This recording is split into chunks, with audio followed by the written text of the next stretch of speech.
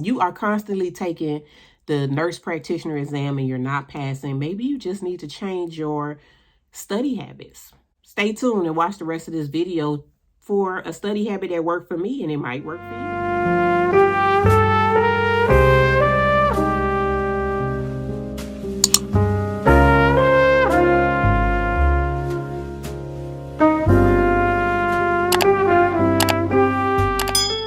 What's up, guys? Welcome back to my channel. It's Angel the Psych MP. And today I just wanted to come on here with a quick video of motivation. Under my last video that I posted, a lot of people were in the comments talking about them not passing their NP exam. Some of the comments that I got were, they took it 4 times and they failed. A lot of people have lost hope in actually just being an NP. And I'm here to just tell you guys that you got this. I don't know what everybody is using to study, because there are so many different reviews out there. There are so many different books out there. There's a lot of information out there when it comes down to studying for your boards. I got to tell you what I did. My NP, I got to tell you that I do not try to study and read the books. That's just not my form of like test taking, is reading material, trying to memorize it all, and then go take the test. That doesn't work for me because I can't remember all that stuff. Like 99% of the stuff that I learned in my career came from me actually being a nurse at the bedside or being a nurse practitioner. That's why I learned that. On hands experience. Now, as far as taking a test, don't kill me for it, but these tests are really about test taking skills. So what I did to study was I just did questions over and over and over again. I was working as a full-time nurse. The whole time I was in nurse practitioner school, I was a full-time ICU RN, travel ICU RN. And I was doing strikes, everything. Like, I didn't slow down my work. So I just did a lot of questions. Some of the tools that I used to do questions on was Pocket Prep. I don't know if you guys are familiar with that. I don't remember. I think I paid like maybe $30-something. I don't know if it was a month or whatever for Pocket Prep. I used that. You just cycle the questions over and over on Pocket Prep. I think they had like maybe 600 or 700 questions. And I just did those questions over and over again. I use Quizlet. Now, let me tell you something about Quizlet. I'm not sure how Quizlet works, but on Quizlet, there are a lot of tests on Quizlet and they have a paid version and a free version. I used the free version for a very long time, and then I just decided to invest in the paid version because I go there for a lot of test taking stuff. So I don't know what happens on Quizlet, how stuff get on here, but I found some testing stuff on Quizlet, and it was very, very, very similar to the actual test questions on my exam. So take that for what it's worth if you get my drift. I also use the ANCC, which is the American Nurse Credentialing Center. They have a test bank of questions on there. If you have the membership, I think it's free. If not, there's a fee or something like that for it. Because I was a nurse practitioner student, I just went on ahead and became a member of it. And I did those questions on there. And I don't think I could get in trouble for saying this, because the truth is, this is on their site. There were a lot of questions that was on the ANCC actual site that were verbatim on the test. So I can't get in trouble for saying that, because that's on their site. This is, I don't know. That was on their site. What I will say is, for the PMHP exam, the psychiatric mental health nurse practitioner board certification, that test has changed since I actually took my boards. They were actually changing like 2 weeks after I actually took my boards. So I don't know if the information that's on there now kind of relates to the current board test, but I think that using like certified stuff like this, because this is the credentialing center, taking their tests, very similar to probably what you're going to get on the boards. So here's the thing about doing questions over and over and over again. I learned a lot doing the questions, because once I get the question wrong, I read through the rationales. Why did I get this wrong? I did that over and over again. So what I did was I started with, let's say I did, if I was working my 3 shifts back to back, I wouldn't do no less than 75 questions a day.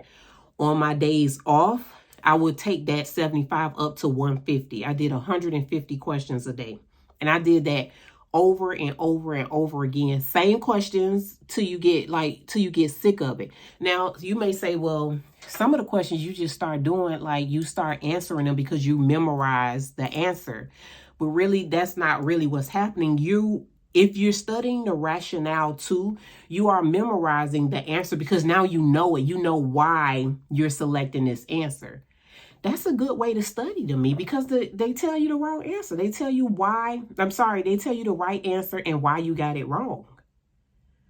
So if you constantly, selecting the wrong answer or whatever, you're going to find out why you're doing it. And what you could do is, if you still are not understanding why something is right, even with them giving you the rationale, take that question and do your research on that particular question. That's how I studied for nursing school and for NP school. And I passed both my tests on the first try. I do, think that a lot of people have test anxiety and they overthink everything that's happening. They overthink it. And we know that these questions are like very similar answers. You got to pay attention to that. Which one of these answers, everything is right except. Take your time and read the question. All of these are right except. See, you in your mind, some people process thinking that which one is actually right, but they didn't read the question right. They want to look at which one of these answers are wrong. So you have to really read the question.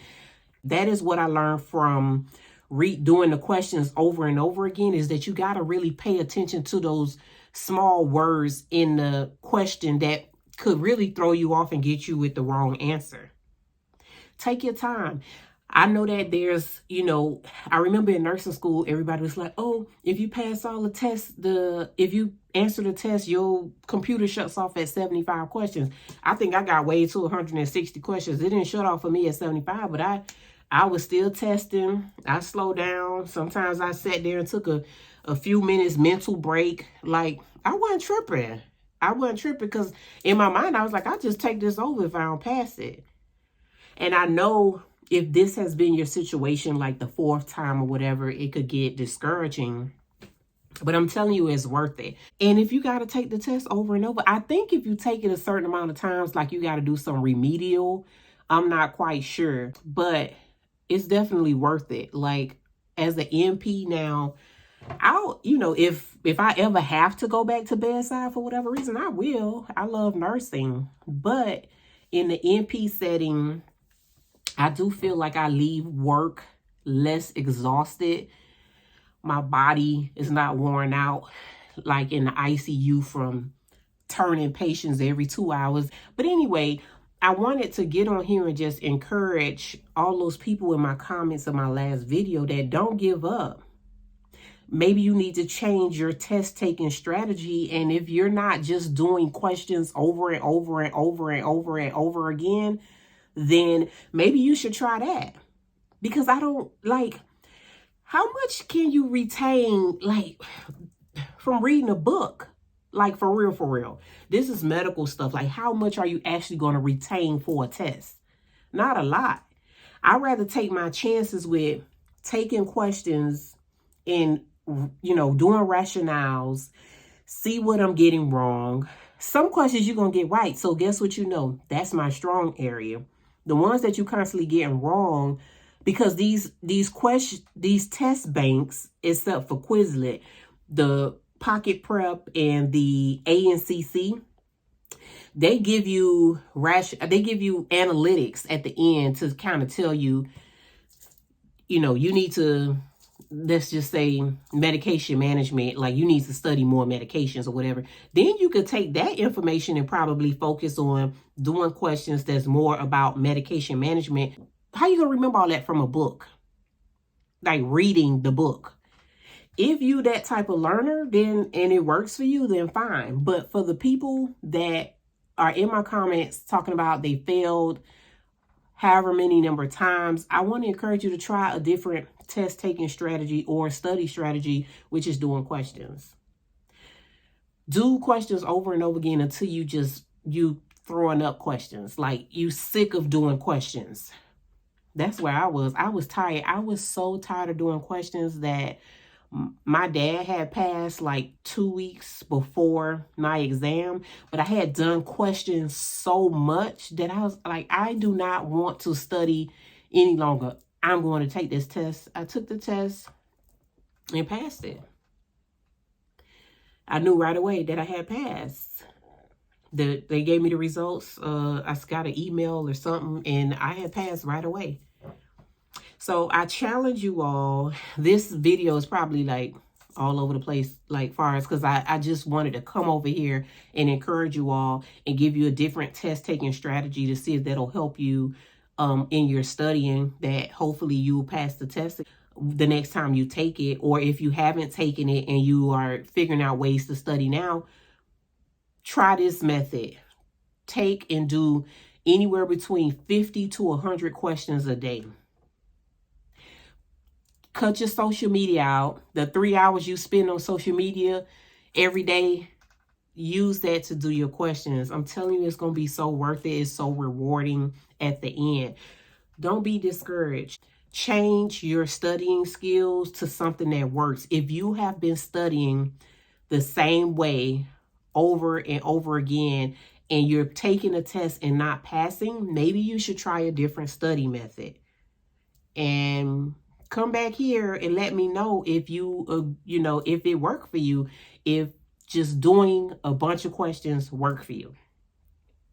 So I just want to get on here and encourage you all. Like, subscribe, turn on your notification. It's Angel the Psych MP. Good luck and ciao.